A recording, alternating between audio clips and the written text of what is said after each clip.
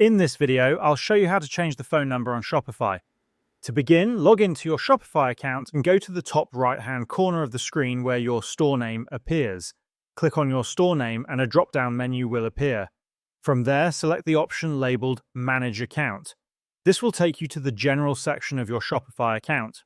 On this page, you'll be able to see your current phone number. To update it, click on the Update button. A new window will appear where you first need to select your country code from the drop-down menu. After selecting the appropriate code, enter your new phone number into the box provided.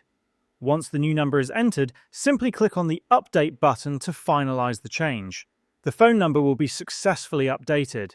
If you wish to remove the phone number entirely without adding a new one, you can do that as well. Just click on the Remove option, and when prompted again, click Remove once more to confirm. This will delete your existing number, and that is how you can change your phone number on Shopify.